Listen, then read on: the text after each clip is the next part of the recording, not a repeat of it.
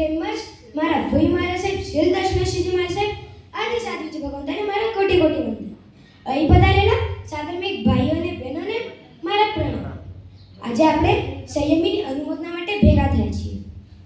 ગુરુર બ્રહ્મા ગુરુર વિષ્ણુ ગુરુર્દેવો મહેશ્વર ગુરુર સાક્ષાત પરમ બ્રહ્મ તસ્મૈ શ્રી ગુરુવે નમઃ.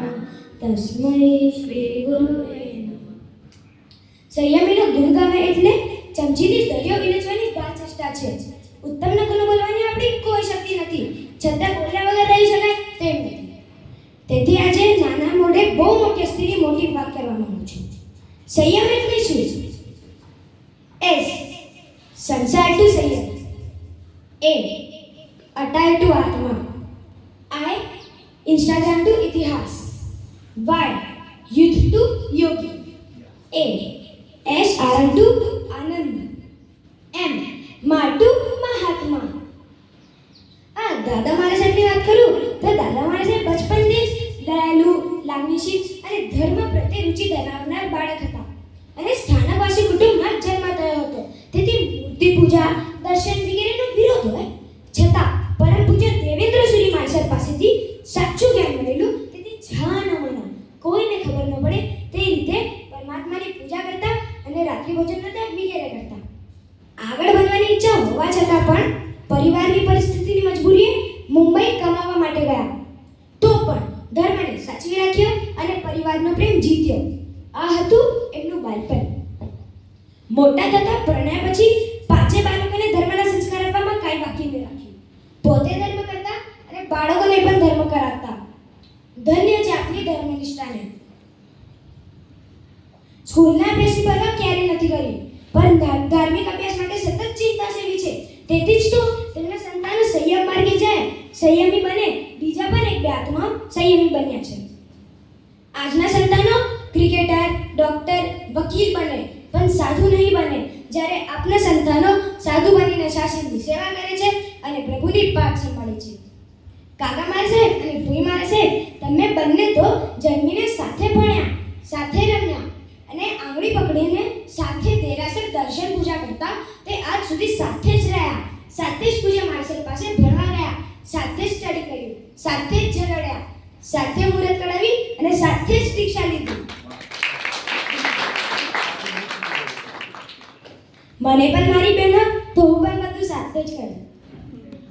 દાદા મારા સાહેબ, આપણે તો આપણા જીવનમાં ખૂબ તપશ્ચર્યા કરી છે, જેમ કે 70 વર્ધમાન તપની ઓલીઓ, 20 સ્થાનકની 20 અઠાઈઓ ઓડીઓ, 50 વર્ષથી દરેક 14નો ઉપવાસ, દરેક સુદ 11નો ઉપવાસ, જ્ઞાન પાંચમ અને 50 વર્ષથી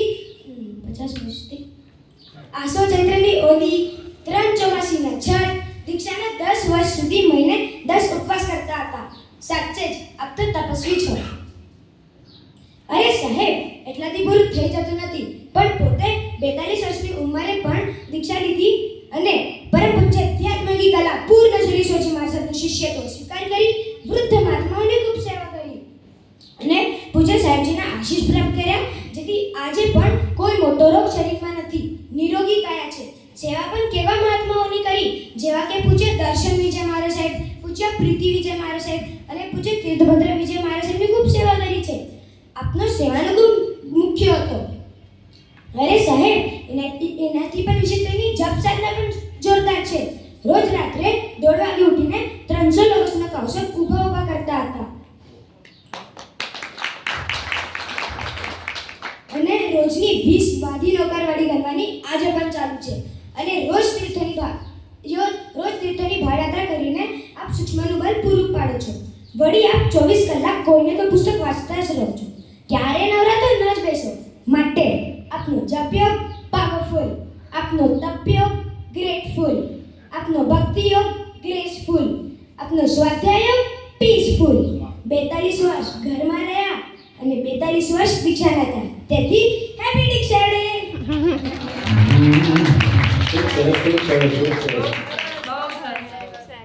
તમને બધાને જો કોઈ એક્ટિવ જોવા હોય તો મારા કાકા મારા સાહેબ પૂજ્ય આત્મદર્શન શ્રી સોજી મારા સાહેબને, જેમના હાથે લખાયેલા 50 પુસ્તકો એમના માયની ભેટ છે. પ્રવચન પટુતા, શાસન સેવા, બારે એનાથી સંઘ સમાજને શુભમાં જોડ્યા કરે. એમની પત્રિકા બહાર પડે એટલે વાંચવામાં નવીનતા જ લાગે. આ બધામાં રક્ત હોવા છતાં પણ સંયમમાં એટલા જ ચુસ્ત. જરા પણ 19-20 ચલાવે નહીં. અત્યારે 60 વર્ષની ઉંમરે પણ 10-15 કિલોમીટર ચાલે. વાપરવામાં પણ કંટ્રોલ. અરે સાહેબ, દાદા અને કાકા મારા સાહેબ બંને સાહેબજીની આજ્ઞાને સમર્પિત છે. એક એક્ઝામ્પલ આપું. 4-5 વર્ષ પહેલા એમનું દાદરમાં ચોમાસું નક્કી જેવું હતું.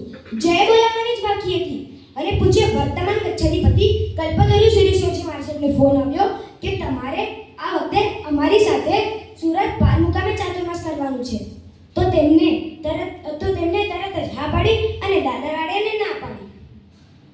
આમ કાકા મારા સાહેબ, આપની પ્રવચન પટુતા ફાઇનેસ્ટ, આપની લેખન શક્તિ સ્માર્ટેસ્ટ, આપની પત્રિકા પ્રીટીએસ્ટ, આપની સંયમ યાત્રા હાઈએસ્ટ, આપના અનુષ્ઠાનો ગ્રેટેસ્ટ, આપની યુવાની ટીનેજર શિબિરો લેટેસ્ટ, આપની 99 ટોપેસ્ટ, આપનો સમર્પણ ભાવ લવલીએસ્ટ, આપનું મેનેજમેન્ટ બેસ્ટેસ્ટ, આપનો ચરિપાલિસન એડમાયરેસ્ટ.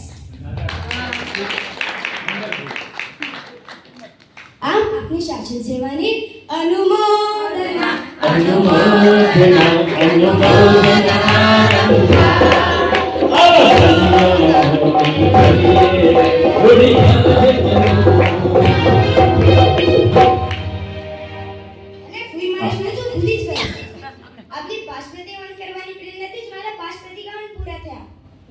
આપનો ઉપકાર નહીં ભૂલી શકું.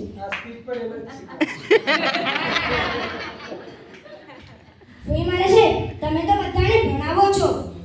42 વર્ષમાં 100 ઓડી પૂરી કરી, માસક્ષેપણ વગેરે તપો કર્યા. તમે ખૂબ ભણ્યા અને બીજાને પણ ભણાવ્યા. વડીલોની સેવા કરી વગેરે 42 વર્ષમાં ઘણું કર્યું. તમને એવું શું ભેટું?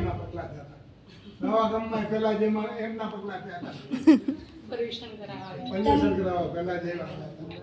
તમને હું શું ભેટ કર્યું? દાદા મારે છે, આજકાલ બધાને પોતરા પોતરી બહુ વાલા હોય છે, તો હું તમને વાલા નથી.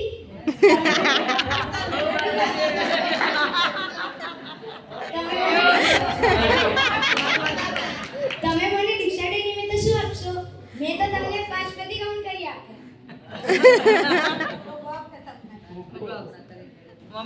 મમ્મીની હાજરી છે.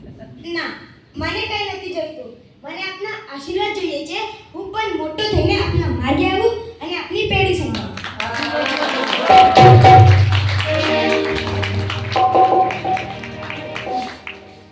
ભાવનાબેન અને તલક્ષીભાઈએ આ સંયમની અનુમોદના કરવાની તક ઝડપી લીધી. તેમની હું અનુમોદના કરું છું.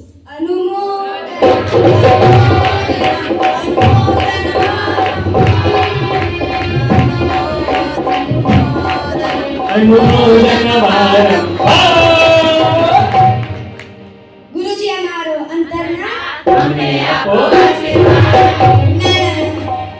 આ કરેક્ટ નથી. હું બોલીશ ગુરુજી અમારો અંતરના અને તમે બધા કહેજો સંયમના દેવ આશીર્વાદ.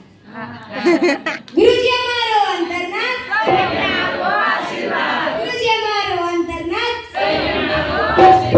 ગુરુજી અમારો અંતરના સંયમના દો આશીર્વાદ. ગુરુજી અમારો અંતરના હવે સંયમના દો આશીર્વાદ. ખૂબ ખૂબ સરસ.